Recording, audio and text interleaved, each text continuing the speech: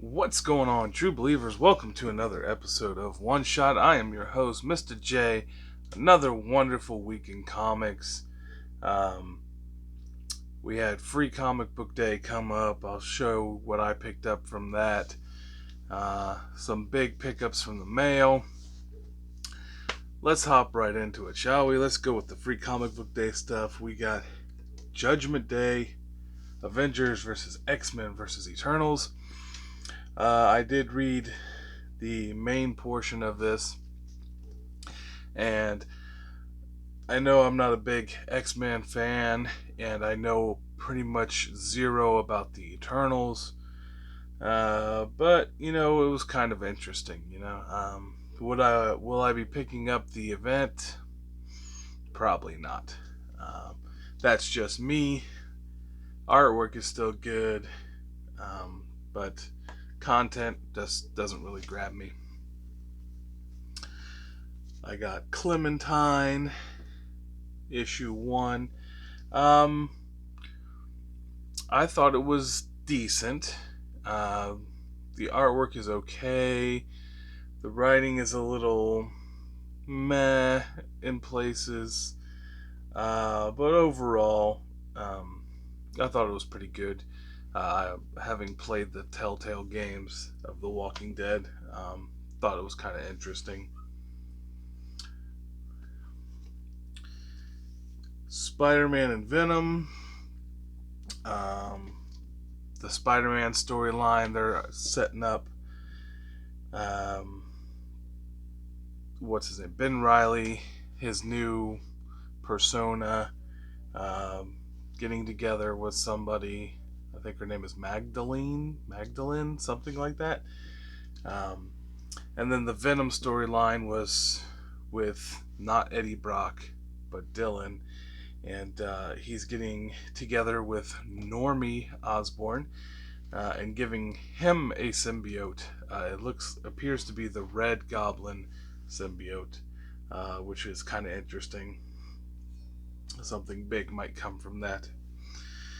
And probably the best one I think was this Nottingham issue, kind of just like a one shot. A murder mystery type storyline. Thought it was really cool. Takes place kind of out of the continuity of the normal story, but still really well done. Very well done. I love the Nottingham series. Get those out of the way. No, I'll just leave them there. We'll start with what if Miles Morales became the Hulk? Again, another bland kind of storyline. He's seeing a therapist about something that he's done in the past, and we just see the Hulk cry again. I'm not enjoying this run of what if stuff. And Moon Knight, Black, White, and Blood. There's 3 separate stories in this. Again, I did not really enjoy this book, and for that reason, I'm not going to be picking up the others. The stories they weren't gripping enough. They didn't. I don't know. They just weren't anything special. The closest thing to being special that one is you read it in reverse. So like you kind of like Memento style, you start at the end and then work your way to the beginning to see what happened. Wasn't really a fan. But this one was really cool. Banner of War Part 1. We find Thor, who's going through his own stuff with having Odin spirit in Mjolnir, and then Bruce Banner, who's going through his own stuff with having something like he's almost like haunted, and they're fighting each other just because they're Bruce doesn't really want to fight, but he's kind of having to because Thor just really wants to hit something right now. And there was some interesting things going on towards the end of this book, with Odin's spirit and whatnot. Thought it was really cool. Ugh, bugs flying around here. Got beetles. Uh, Banner of War, Part 1. Thought it was really good. Captain America, Symbol of Truth, number 1. Um, it was just okay. Not really up my alley. Um, it's starting to get more into the um,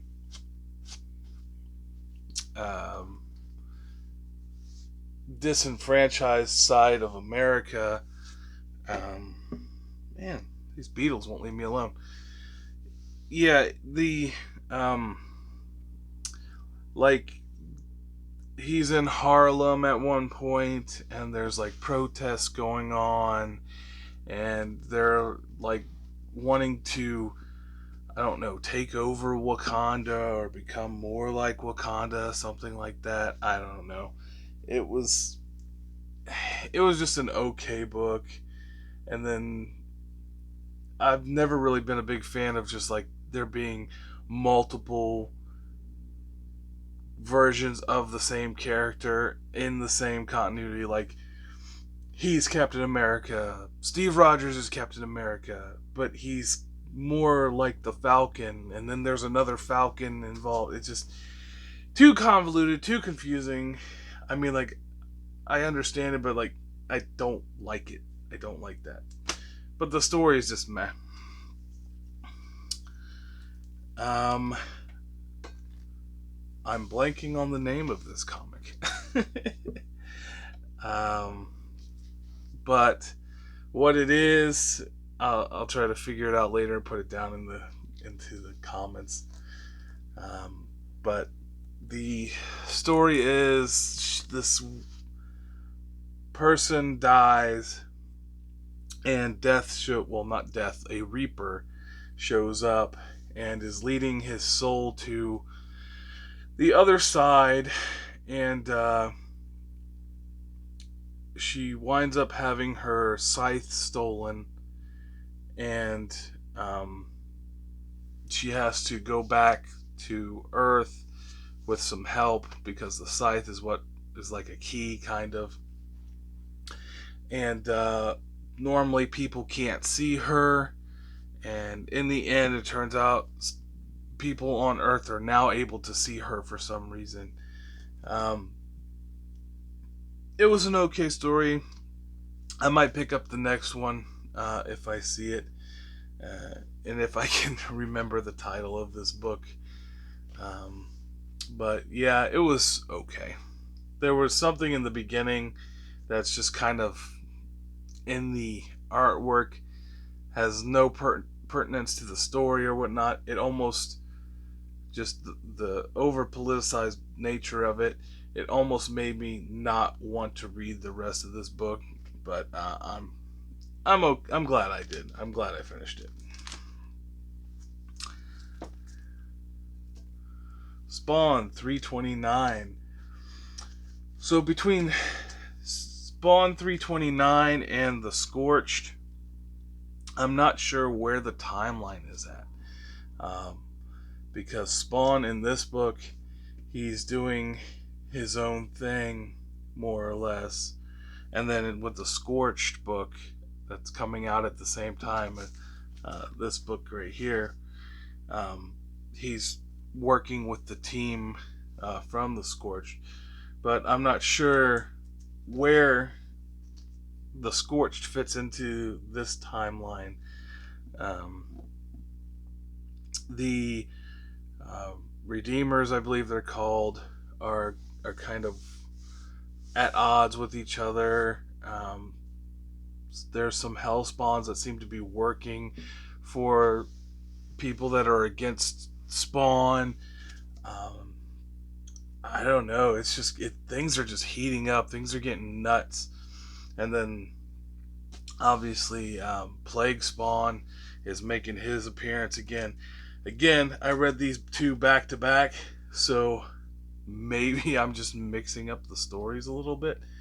But in The Scorched, I remember there being this mechanical beast that was created to um, basically take down Spawn specifically. Like they know their tactics, and they're kind of programmed, and um, they're kind of biological and mechanical at the same time. But I mean, I'm loving Spawn books, and that $2.99 price tag. I say it every time. You gotta support the ones that still care about the art. Noctera, issue number 10. Um, so we're going back to where the people that are like Blacktop Bill are created. They're trying to learn where I believe the place Eros is located, so they can get the equation there to bring back the sun, supposedly. But they're kind of trapped in the facility that creates these shadow people, and they're they wind up shutting down the power to this place, so the shades are kind of making their way in, and that's where this one ended. The series has been okay. I'll continue reading it. Keeps my interest a little bit, but it's not been that mind-blowing series everybody expected. Seven Secrets, issue number 17. I think we're finally getting towards the end of this series. It's wrapping up. Casper was killed in the previous issue, but this one is kind of explaining a little bit more of what he actually is. He's kind of like this half breed of these fairy people, I guess, and humans. And he was there to supposedly bring down the demon that was released. And his power seemed to have finally maybe awakened. This series was great, and then it kind of went down for me, and now it's getting to that really high point again for me. It's really good. Seven Secrets. Nottingham, issue number 7. This series is absolutely fantastic. Can't talk enough good about it. Robin Hood and the sheriff of Nottingham are having to kind of work together. They're sailing on a boat to I can't remember where, to maybe I think it might be to Richard the Lionheart, save him maybe. But there's like a murder on the boat that they're on, and it turns out there's a stowaway aboard. But back at home, Maid Marian has taken over the Merrymen, and is kind of switching things around, making them do things that more or less are putting them not in favor with the hoi polloi. They're taking out a bunch of the rich people and the people with titles and whatnot. Very good book, very good story. I'm super, super interested in seeing where that one goes. Definitely a cool retelling. Death Dealer. This picture is phenomenal. I've seen it for years growing up. Drawn by Frank Frazettas. The story is like this barbarian, this knight, whatever he is. He's kind of cursed with this helmet, and he's kind of a loner, but at the same time he's starting to get feelings for this woman that he picks up, and while going out to get food, she gets captured, and now he's on the trail to rescue her. The helmet kind of, it seems like, takes pieces of his soul every time he uses the magic in it. Excuse me. But I think this is going to be a cool series. I'm all on board. I love the artwork. I love the medieval style, and I'm fully into it. Crossover. I think this is number 13. This story is so crazy, so meta.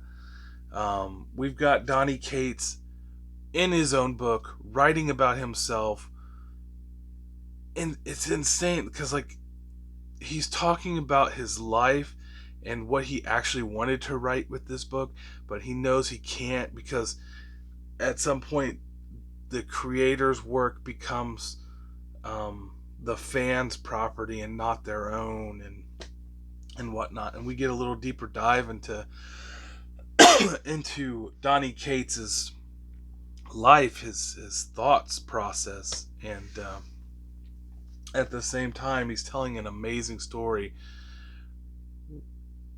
within a story. It's this book is deep. You have to read it. You have to look deeper with this book. Is this? I love it. I absolutely love it. Pick this one up. Read it. You'll be floored by how deep this book goes. And something I picked up from my local comic shop, Fantastic Four. This is Antithesis number 2, so the variant cover, made to look like If This Be Doomsday, which is the first appearance of Galactus, I believe. But this is the first appearance of Antithesis. I love that cover. Thought it was really cool. And then what did I get in the mail? Thor issue 337, the first appearance of Beta Ray Bill. Got this one for a decent price. It's a little dirty. I might be able to clean it up a little bit, but I've been trying to get a hold of this book for a little while now, and I finally have it. And in memory of Neal Adams, I picked up a volume 1 of Batman Illustrated by Neal Adams. He definitely drew one of my favorite Batman outfits. I love the blue and gray with the yellow. Definitely probably my favorite Batman style. But that is all I have for you today. Thanks for stopping by. If you like what you see, drop down, leave me a like, leave me a comment, share this video with someone who else might like it. If you like me getting attacked by these beetles, hit that like button. Tell me your favorite beetle, whatever. But yeah, thanks for stopping by. Join us next time for another episode of One Shot. And as always, have a good day and keep reading.